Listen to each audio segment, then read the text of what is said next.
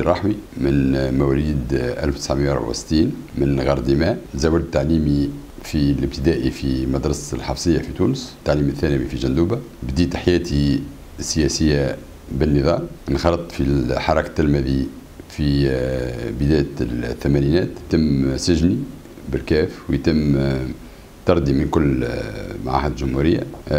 عديت البكالوريا وأنا مترشح حر، كانديدا ليبر. خديت البكالوريا السنة هذيك باش من بعد معناها أساسا نتوجدوا في الجامعة التونسية في ظرف اللي فيه غليان كبير وفيه يعني المسائل المتعلقة بالمطالب القطاعية والمطالب السياسية اللي مطروحة. طبعا بالنسبة لي أنا انتميت في هذا إلى الوطن الديمقراطي، إلى الخط الوطني الديمقراطي. في الجامعة أسسنا الوطني الديمقراطي بالجامعة مع شهيد شكري بالعيد، مع سنين عزابي، مع مجموعة من الرفاق. جاءت ثورة الحرية والكرامة باش شاركنا فيها باعتبارها استحقاق تاريخي توجد ولازم توجد على أساس مجمل المشاكل اللي طرحتها المتعلقة بالبطالة، المتعلقة بالتهميش، المتعلقة بالحقرة. بالنسبة للميزة اللي راها في روحي هي الجرأة، هي الإرادة والوضوح في الرؤية. أعتقد أنه وضوح الرؤية هذا أمر لابد منه، تعرف روحك وين ماشي، تعرف شنو الأهداف اللي تحب تحققهم. أعتقد أنه الجرأة باعتباره أنه وهذه السمة البارزة لكل الحكومات الموجودة واللي تعاقبت بعد الثورة، هو أنها مترددة وغير قادرة على أنها تأخذ القرارات الصائبة وفي الوقت اللازم. بمعنى وأنه اليوم، وهذا قلته برشا مرات، قلت أنه الحكومات اللي جات بعد الثورة علاقتها بالثورة هي أنها جات بعد الثورة فقط. نحن نحب نصلحوا تونس، يلزمها تصلح. شعب تونس يستحق أنه ما يعيش حالات من الظلم اللي منتشرة. شباب تونس من حقه أنه يحلم، أنه يتحقق الحلم نتاعه. شباب تونس من حقه أنه يبدأ في بلاده حر، يحس بالطمأنينة. نساء تونس من حقهم أن يحسوا بالطمأنينة. المرأة تربي وتسهر على الأولاد وتخدم وتشقى وتحرص على أنه فهمتي معناها زوجها يكون في أحسن الظروف، وتتلهى بعائلتها وتتلهى بأمها وتتلهى بوها. هذا كله فهمتي له مجهود كبير اللي ما يقابلوش بالفعل اعتبار مقابله ومتوازي ليه في موقعها في هذا المجتمع. نحن على خاطر نحب الخير لشعبنا أردنا الجبهة الشعبية تكون بهذه الصورة. من أجل هذا، لأنه في نهاية المطاف علاش نعملوا أحزاب؟ علاش نعملوا أحزاب؟ هي ملكية خاصة لهذا أو ذاك، وإلا فما شكون باش يخدم بها مصلحته الخاصة. الأحزاب تبنى على قاعدة برامج وعلى قاعدة بالنسبة لي أعتبر أهداف فيها من السمو وفيها من النبل. الجبهة الشعبية قامت بعملية فرز حقيقي اللي تمكنها من أنها تنفذ بشكل واضح إلى جمهور واسع من هذا الشعب اللي هو يتقبل مبادئنا، يتقبل الصدقية متاعنا، يتقبل حرصنا ونزاهتنا، ويتقبل خطنا في أنه بالنسبة لنا احنا ما نغيروش مبادئنا.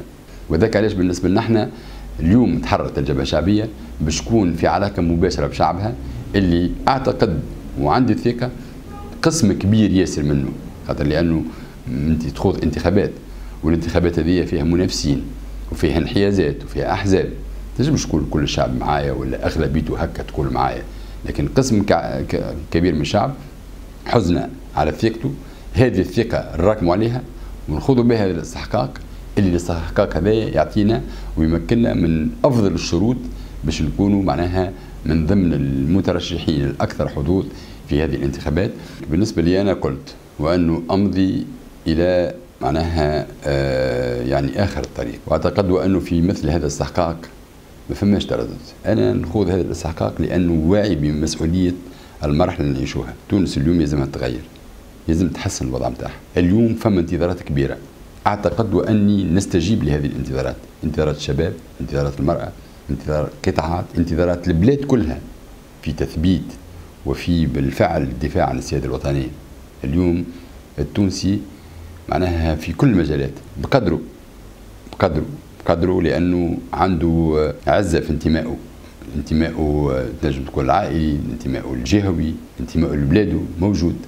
لكن كل السياسات تعاملت باش تريح له قدره. المتقاعدين شوف الحاله نتاعها اللي اليوم فهمتني معناها في العديد من المناسبات يتم فهمتني لا معناها اذلالهم في حين وانهم قدموا للبلاد واعطاوا وقتهم واعطاوا جهدهم. معناها نحن في تونس مطروح علينا وان نثمن جهدهم. نحن منحازين للشعب والوطن، منحازين للمفكرين والمضطهدين، ومنحازين للطبقه المتوسطه اللي دهورت الحاله نتاعها واللي تم تفقيرها في السنوات الاخيره الانحيازات نتاعنا الاجتماعيه، لانه معناها التمويل هذا عنده علاقه بالانحيازات الاجتماعيه، ودافعنا على الصناعه التونسيه وعلى الاقتصاد التونسي ومعناها وطنيه الاقتصاد التونسي، ودافعنا على الاجراء الكادحين بشكل عام.